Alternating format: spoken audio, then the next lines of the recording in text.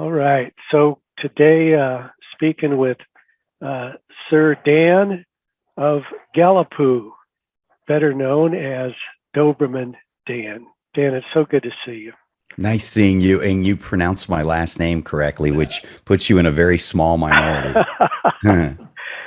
Well, it's the Doberman part. I know you like Doberman dogs, but how did you get the moniker hung on you?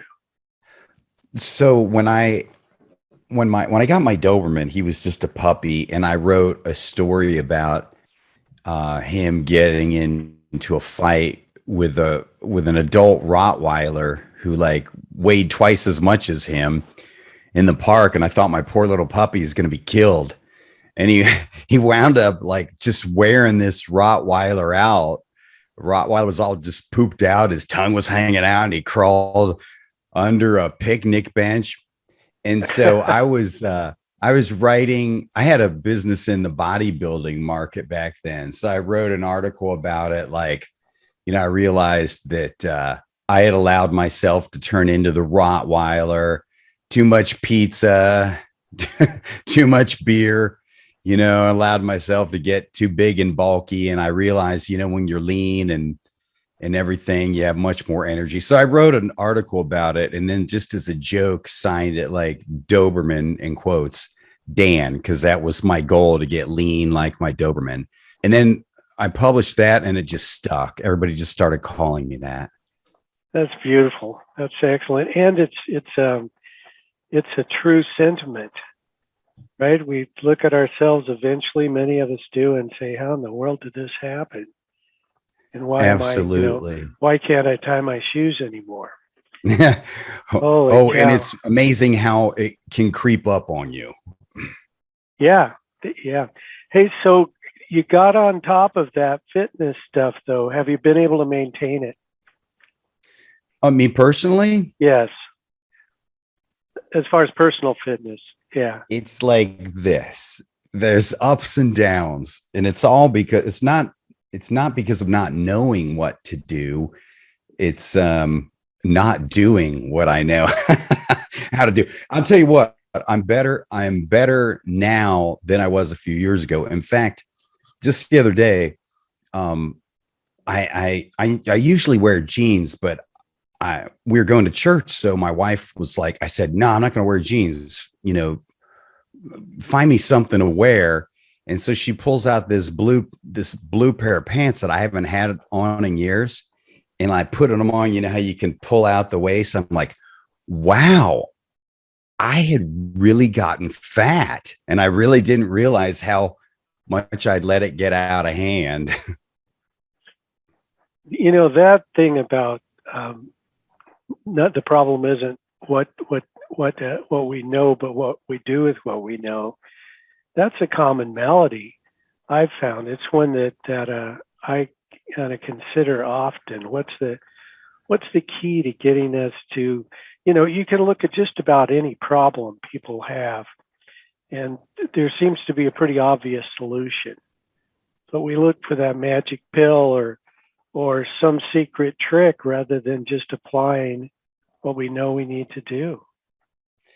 So true. I just had this conversation with somebody the other day about the magic pill and how, like the people who want to get back into shape, it is so much easier to sell them the magic pill than to sell them the truth. The truth is, well, you got to make some dietary changes. You have to make some lifestyle changes, period. You have to exercise. You have to eat certain things and not eat certain things. And it's so much easier to sell the magic pill, which doesn't really exist, take this pill, and don't exercise and lose weight. But that's what everybody wants, the magic pill. Microwave fitness. When I had my supplement business in the bodybuilding market, that was very fad driven. Like there were new fads, it seemed almost monthly. And most of the time I stuck to just selling what were the tried and true products in that market, which is like protein powders, multivitamin, minerals, creatine, um, you know, stuff like that, just like the basics. And so I decided, well, a lot of people buy that stuff expecting it to be the magic pill. It's not. It's called a supplement for a reason, but what I started doing is, I think it was initially just to appease my conscience. I thought, I can't prevent people from, I'm not representing this as a magic pill, but I can't prevent people from buying it expecting magic results. So I think I'm going to sell them what they want. They want to buy this stuff and they want that to create the miracle, but I'm going to give them what they need. So with every product, I always included some sort of informational bonus, like a booklet or something like that, which, if they're buying protein powder to gain muscle. So I included a booklet, how to 8-week plan to gain muscle mass or something like that. And so that was the magic. The protein powder was just the supplement to help and give you a bit of an edge. And so I don't know where I stole that from. I think maybe Dan Kennedy, sell them what they want, but give them what they need. Oh, beautiful, beautiful. Hey, Dan, which reminds me, you're a serial entrepreneur, best-selling author, one of the world's best direct response copywriters, a former police officer, and you pulled out of police work to become an entrepreneur, I believe, but you had sort of a rocky start. It wasn't instant success. What was the magic you found? And I believe it was related to Dan Kennedy. I'm not positive, but what was the magic you found that finally started to click with your business? Well, so it's true. I was a police officer for 12 years in the city of Dayton, Ohio, which weird how that happened, because since age 7, when I saw the Partridge Family on TV, do you remember that show, Don? Oh yeah, sure. Saw Keith Partridge with his long hair playing guitar. I'm like, that's what I want to do. So I got a guitar, taught myself guitar from age 7. Like, this is it. I'm going to be a professional musician, not going to do nothing. I'm not going to even look at anything else. It's the only thing I'm going to do. And wound up becoming a police officer. Not quite sure how those two fit together. But yeah, and I wasn't on the police department very long when I realized, this is probably not what I want to spend the rest of my life doing. And so, as luck would have it, or fate, or synchronicity, whatever you want to call it, and long story short, somebody hit me up from Amway business. So this was mid 80s. Amway. Right? And they draw the circles. You sponsor 6 people and they sponsor 4 and they sponsor, all I remember is they showed, you only sponsor 6 people, and then they get these other people and you reach a level called direct distributor and you make $2,138 a month. And I'm like, holy smokes, that's more than I'm making on the police department. And that would be freedom. I could, leave the police department. So I got into Amway, failed at that, spent a lot of time and money at that, never made a dime, but at least it got things up here thinking like, having my own business, that I'd never considered that, but yeah, that sounds like a good option. So while I was the last 9 years as a police officer, I was full-time police officer and then part-time serial failure entrepreneur.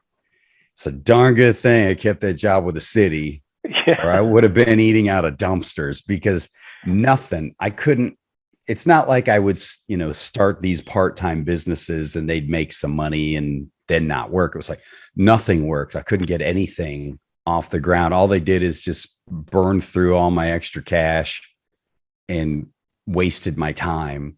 But I discovered Dan Kennedy and bought this system he called the magnetic marketing system, which was really, I think it's still for sale. It really is just about how to use a specific type of marketing, direct response marketing, for a regular business, like a brick and mortar business.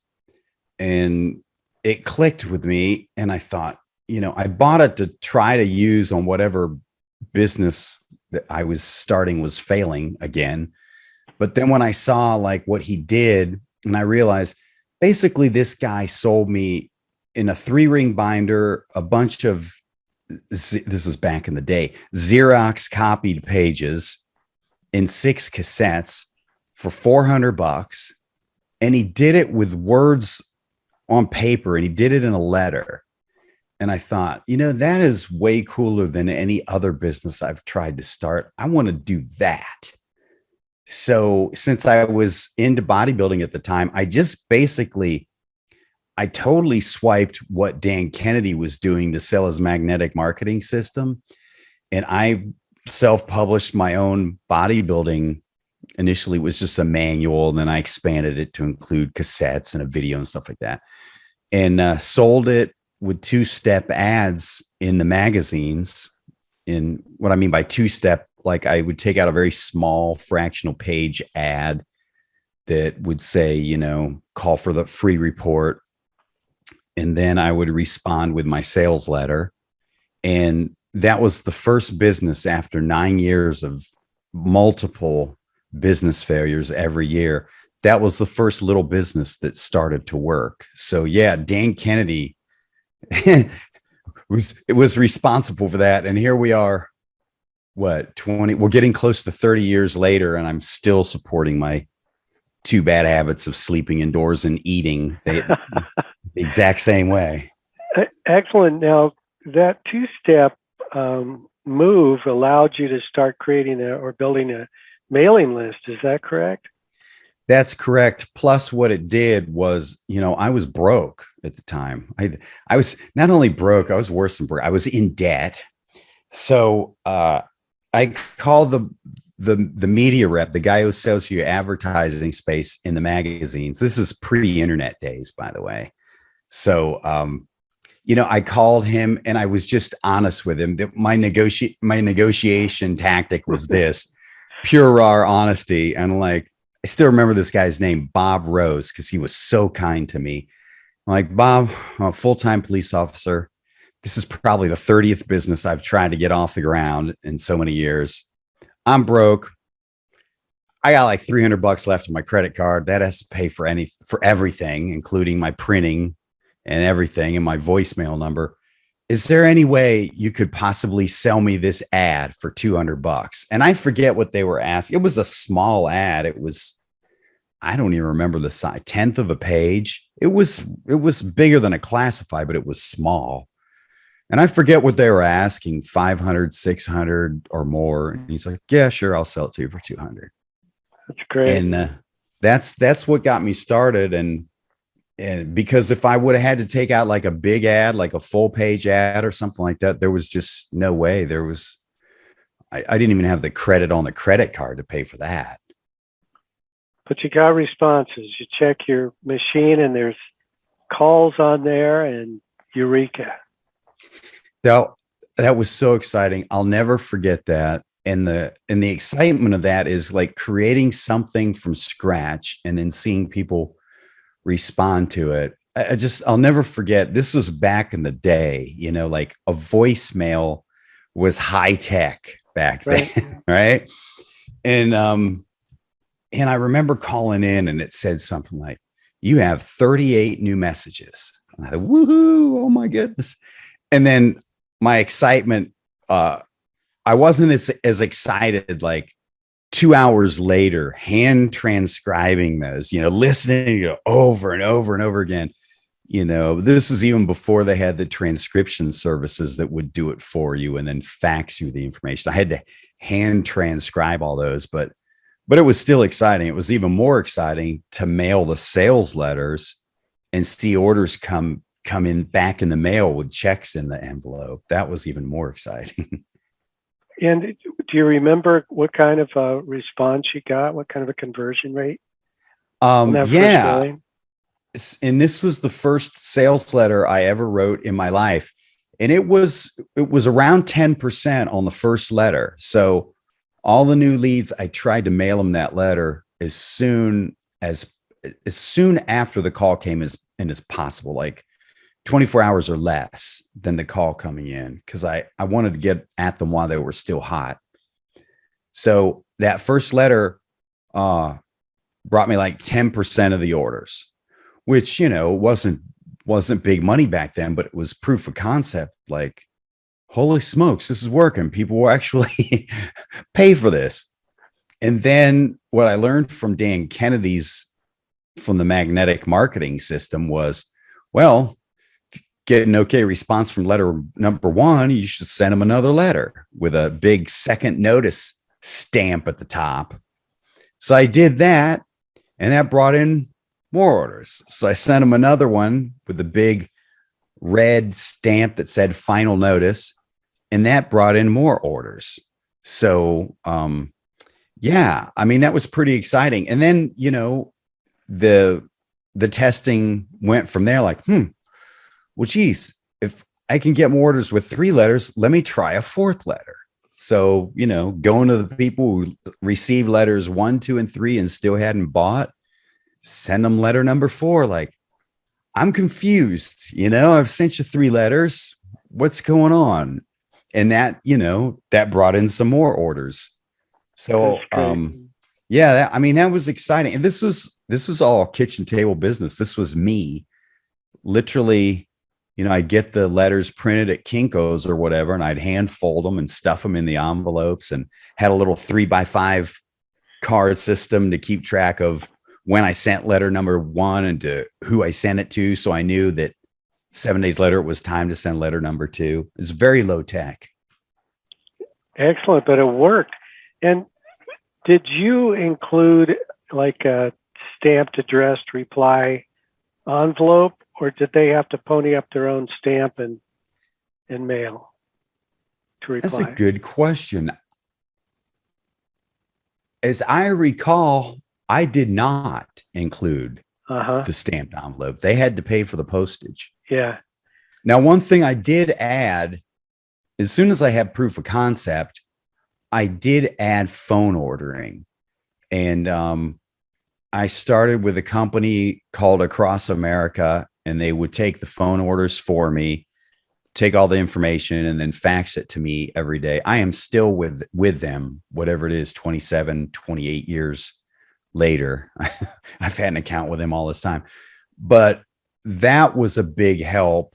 I still got orders sent in the mail with checks, but then people could call in with their credit card or fax in too. I mean, that was big high tech back then, that people could send in an order by fax. I didn't get many fax orders back then because it just wasn't, not a lot of people had fax machines back in those days, but yeah, not at home anyway. Right? Yeah. So Dan, were you initially really up on the idea of building that mailing list? And this was a real quote unquote mailing list, addresses. Were you up on that idea right from the beginning, or did that kind of build on you as you went? Well, I just wanted to see if this would work. I had so many business failures in the past.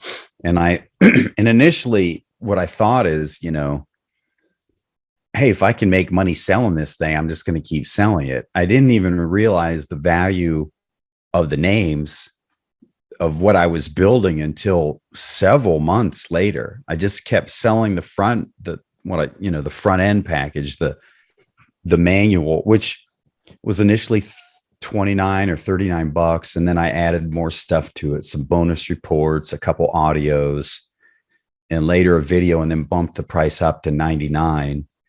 And, still, I mean, that was a really good chunk of profit for me, because maybe my, costs of fulfillment of creating the product and getting in the mail were maybe $10, $11 or something like that. So I just kept selling that and just expanded my ad out into other bodybuilding magazines. And so I've been doing that for several months when, the thought hit me, these guys, they'll buy information, and I'm doing pretty good selling information, but I know they're supplement buyers. So let me try making an offer to them, not taking out any new ads or anything like that, just making an offer to my in-house mailing list to see that if they buy something. And I sourced a product, and I'm like, holy smokes, man, they're responsive to info products, but they're way more responsive to supplements. And that's when I realized, okay, I think the real money is in starting a supplement company. So I kept the front end going. I kept the ads going for the bodybuilding course, but then, I started sourcing other supplement products to sell as additional sales to my mailing list. Beautiful. And Dan, despite much ballyhoo to the opposite direction, direct response selling isn't dead, is it? No, not at all. And now it's with the internet. I'm not going to say the internet has made it easier, but there are advantages to the internet. Like, for example, so running magazine ads, there was a lead time. Sometimes it could be as long as 4 months, maybe 5 months. You sign the contract, you pay for it. Your ad's not going to come out for at least a couple months down the road. So now you have to wait all that time to see if you're going to make your money back. And then if it is a success, well, now you can't just get an ad in the next issue because the lead time. Now you're like, okay, well, it's working. I want to run my ad again. They're like, okay, great. We can get it in the issue 3 months from now. And so, that created some challenges too. Or, stupid, optimistic me, there were times I'm like, I know this ad's going to work. And this ad rep is telling me I should buy, 3 insertions or 6 insertions, so you pay for 6 months worth of ads. And then you find out 2 months later, month number 1 is a failure and you're out all the money. So there were some challenges with doing it back in the day. Now with the internet, Google AdWords or Facebook ads, like you can literally know within a matter of a few days or maybe a week or two if you have a winner or not, and you can budget and watch your budget so you don't spend more than X number of dollars per day. But yeah, I mean, direct response is still alive today, not just online, but offline too.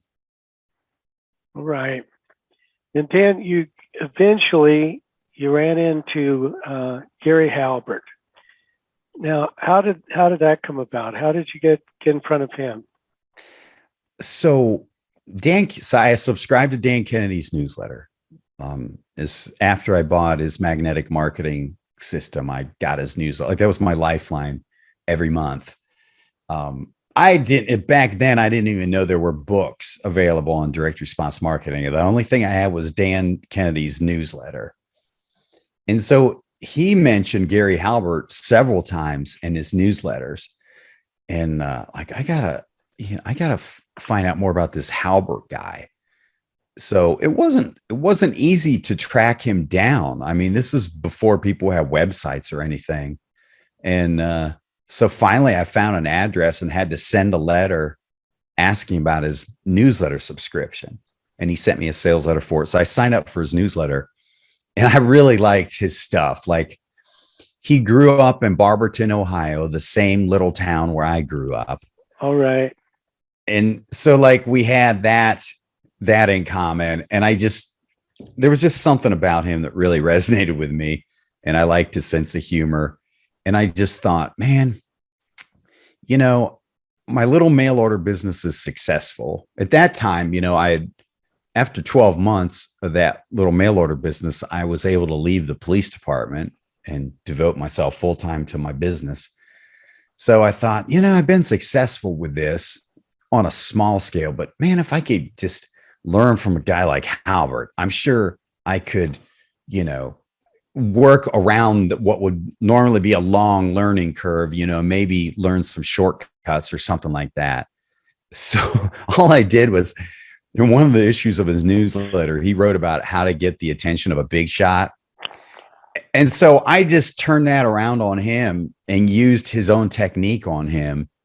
And it got me on his radar. Like, it got me a phone call from him. And I thought, okay, so I'm on the radar. So I'm just going to keep doing that every month to stay on his radar. And all I did, I thought I had an example to show you because somebody turned it around and used it on me. But all I did is I wrote a fake newspaper article and had it formatted to look like it was the front page of the Barberton Herald, the newspaper in Barberton, Ohio. And then I had it put in a really fancy looking frame, and I FedExed it to him. And it was about my totally fictitious article was about these two guys from Barberton, Ohio, Dan Gallipo and Gary Halbert, partnered up to work on mail order projects together. And they made so much money together. They bought the entire city of Barberton and made it into the world's largest parking lot. And I used like all kind of references and jokes in there that he had used in his newsletter. I was just trying to get the guy's attention, and it worked. And then so every month after that, I'd send something, to stay on his radar, some sort of package with some cute little thing or some attention grabbing thing like that. And so, yeah, finally what happened was he wrote an issue of his newsletter about Costa Rica. And I was so intrigued. I said, I'd love to learn more about it. And he called me and he told me about his trips there and what he liked about it. And so it was less than 2 months later, I sent him an email and said, hey, Gary, based on what you wrote in your newsletter and what you told me on the phone, Costa Rica sounded so intriguing. I sold all my possessions and just moved there sight unseen. I'm now living in San Jose. And he's like, holy smokes, you got to be kidding me. So they said, well, I'm going to be in town in another few weeks. Let's get together for dinner. So when he was in Costa Rica, we got together for dinner. And then anytime he came back to Costa Rica, we'd spend time together. And that's how we wound up working together. So you actually did move to Costa Rica in advance of actually first time meeting with him face to face. Yep. That's amazing. So from there, you ended up actually working alongside him, doing some work for him. How did that transpire? So on one of the trips, I think it was only his second trip to Costa Rica, he said, hey, can I just stay at your place? I'm like, yeah, sure, no problem. So, for the weekend. He said, can I stay at your place for the weekend? And it wound up being like 4 months. He stayed 4 months. So we worked on some stuff, like, I got to look over his shoulder on stuff he was working on, and I got involved with some of that. And then he got hired by this. This is back when these guys were positioning themselves as internet marketing gurus. That was the brand new thing, right? Teaching people how to make money online because nobody knew back then. And so this guy hired Gary Halbert to help him with his marketing for his guru business. And so Gary moved back to his place in Miami. And he said, yeah, for us to work on this together, you're going to have to stay in my other apartment. He had a client apartment in the same building where he lived. So he says, you're going to have to move to Miami. I really had no intentions of moving back to the US, but I thought, well, it's a good opportunity to work with this living legend. So, yeah, so I moved back to Miami, and then we wound up working together there for, I guess, about a year on different projects. What was it like hanging with him personally? A little wild at times? Yeah, it was crazy. His mind did not work like the rest of us. He was like brilliant with marketing stuff, but any of the mundane stuff that all the rest of us have to do to just live, like leave your car keys in a place where you can find them every day. He was completely helpless with that. Like he needed somebody to organize those details of his life because his mind was elsewhere. He was always, thinking about what he was what he was going to write in his newsletter or what he was going to write in copy he was working on and stuff like that. And he was a firm believer in the goofing off method for ideas. So we were constantly goofing off or going out on his boat or stuff like that. And I thought, man, like we're going on 2 weeks of this goofing off. I'm like, shouldn't we be working on writing copy and stuff? But that was his process, just to do stuff that would leave his mind free, stuff that he enjoyed that would leave his mind free for coming up with ideas. But yeah, it was pretty wild. He was he was a character. What can you think of just a few of the main takeaways you got from Halbert, and what helped you grow as a writer? Well, so one thing was we did go out on his boat a lot, and I really thought it was excessive. Like I thought, is he just trying to avoid work? Because it had gone on for like 3 weeks. And I think there was like a 4-week deadline, and so we were out. So what I finally saw was we were out on the boat, just talking about nothing like we always did. And then all of a sudden he just shut up, just his mind was elsewhere. And he said, turn the boat around. We're going back to dock. Didn't say a word. Okay. So, docked the boat. We both went up to his apartment, and he got out the yellow notepad and pen and just sat down and wrote nonstop for probably 90 minutes, maybe longer, and wrote out the whole sales letter. And I realized I get it now.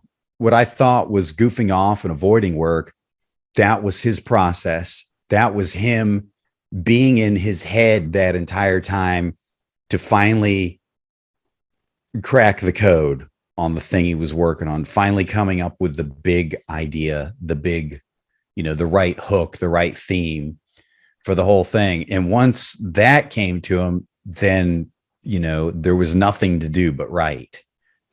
And that was another takeaway. Like when he'd make me sit down to write, he wouldn't allow me to say anything. If I said anything, no, write. I'm like, I don't know what to write. Then just write blah, blah, blah. And he'd literally force me to write, even if it's nonsense, for like an hour nonstop or longer, because that was his process. His process was what looked to me to be goofing off for weeks at a time until the breakthrough idea came, and then sitting down and writing nonstop. What a time that must have been, Dan. It was a great learning experience. And one thing I have to give him credit for, with the exception of one time when he said, I'm going to show you something. This is how you handle this type of client. And then he let me look over his shoulder while he wrote an email to this person. That was the only time he ever technically taught me anything in the traditional way. Other than that, he just allowed me to observe his process and me come to my own conclusions. And that was a far more valuable learning experience for me. I mean, maybe for others, that's not ideal for them. For me, it was ideal. I just felt like those lessons are embedded deep in my in my neural circuits because he did that, rather than trying to sit down and go, here's step 1, here's step 2. He let me observe and let me figure it out myself. Excellent. Dan, in one of your books, and we'll wrap it up pretty quick here, I read, this is quote unquote, I've seen the same mistakes repeated over and over again by most business owners. What sort of mistakes are those? What are most people doing wrong today? So if I had the opportunity to rewrite that book, I think I would say I've seen the same mistakes repeated over and over again by me. I've had to learn these lessons the hard way. And I'm not the brightest bulb on the Festivus pole, I guess, so I've, I've made the same mistake several times in a row to finally get the lesson. But I do see a lot of business people making the same mistakes. I think one of the biggest is not doing a good job of getting the maximum value out of each customer or client. Most people, you ask almost any business owner what they need, and almost the reply almost all the time is more customers. I found that's not always true. In fact, a lot of times what more customers does is put them out of business faster, because the big mistake I see is everybody focuses on, well, I just got to get more customers. So they focus most or all of their time, energy, resources, money on that. And that is the most expensive thing you can do in business. It's the most difficult thing you can do in business. And it is the most expensive thing. And rarely do you make money on acquiring customers. How you make money is you acquire the customer and then you get additional sales from them. So the biggest mistake I see most business owners making is doing a poor job or no job of what I call back end selling, which is, putting more offers in front of your existing customers. That's the biggest one right there. You remind me, Dan, of a previous client of mine who's at a chain of hotels. And what he kept pushing for was hyped up copy to get people in. But as I started checking around and looking at, what people were saying about his hotel, he didn't fit the hype. It wasn't luxurious. There wasn't, it wasn't a wonderful experience. The customer service was crap. And, I tried to tell him, look, I can't write copy that's not true. So, first step here is let's get your business straightened out to match the copy, or change the copy to match the business. But, you can't just expect by undercutting everybody in town in prices and promising the moon that it's going to work. And he couldn't quite get that, he and most people, I think, a lot of people I talk to think marketing is basically hyping people up, creating a big stir, and they forget that, no, the real result is what happens when they buy, and what, how do they like your stuff? That's a huge lesson right there. And since most or all of the profit is made on the back end, not on the initial sale, when you've underwhelmed your customer on the initial sale or disappointed them, you've now just screwed yourself out of any additional back end sales. So, it totally defeats the purpose. Amen. Dan, one last question, a combination question. One, how can folks find out more about you and your work? But two, what do you see happening with your work? Where are you going to head from here? So, well, thanks for the opportunity to promote myself. I appreciate it. The main hub to find more about me is just at dobermandan.com. And where do I go from here? So I've been publishing my newsletter, the Doberman Dan letter, which you are I'm a proud subscriber. Which we call Knight. You are a Knight in my marketing Camelot. This is now my 12th year of publishing that, and I plan on continuing to publish that. And I still do client work, not as often as I have in years past, but I still will write some copy for clients. And, I enjoy doing that. I occasionally do some consulting also.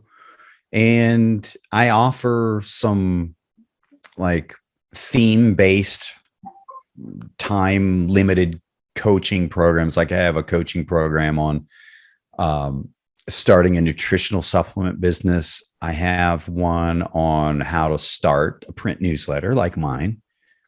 And I have one I call my protege program, which is, I teach people to how to be marketing consultants and work with business owners. Let you know a little secret that the way to be a hero as a consultant is most businesses do a really poor job of selling to their existing customers. So if you just put together a quickie promotion to their existing customers and just send them emails or a letter asking them to buy something, the business owner has probably never done that in the entire life of his business. And you come along and do that and generate a bunch of sales that he never would have had without you. And all of a sudden you're the hero. Right. So I have a program. I teach people my process of being a marketing consultant and how to work with business owners to do that kind of stuff. And that's what I plan on continuing to do. I still get an itch every now and then to start another supplement business, but I have not done that yet. Dan, one final question. How important is it for a copywriter to dig into a niche, or does it matter? Should a copywriter just hop around, kiss any girl in town, or grab one and stick with it for a while? Well, I guess it depends. Like, there are people who get easily bored and they like working, in different niches or different markets. But there's like a big advantage to, for example, that my bodybuilding supplement business, the second one I started, I sold in 2012. So after that, I started freelancing, in other words, writing copy for clients. And I almost exclusively stuck in the health/fitness niche just because I knew it so well. Like, I know what people in that market want. I know all the hot buttons. I know all the pain points.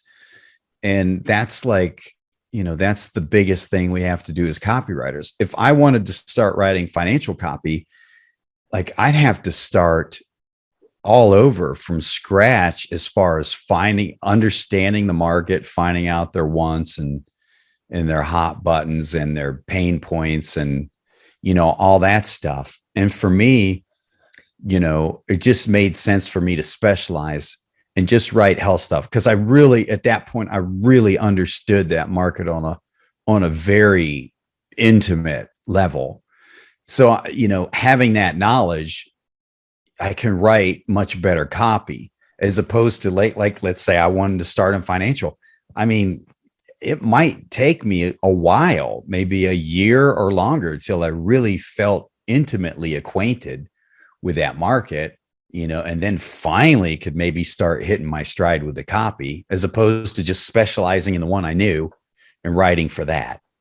So there are advantages and disadvantages to both. But if you're like writing for a new market every month, I just feel like you never get to dive deep enough to really get to the real deep-seated, unspoken needs and fears of the markets that you do when you specialize in something for a long period of time. Makes plenty of sense. Well, Dan, in closing, do you have any tips that I've not brought up or we've not talked about that would help a writer who wants to become a better writer keep moving down the road? Just keep writing daily, maybe take Sundays off, but there's a lot to be said for Gene Schwartz, a legend in the copywriting business. His 33 minutes and 33 seconds, it doesn't have to be that long. I mean, it's just the matter of disciplining yourself every day for a certain period of time that you're just going to do nothing but write. And it doesn't matter if anybody's going to see this, if you publish it on your blog or if you send out an email or not. It's just the consistency of doing it daily I mean, that's the only thing.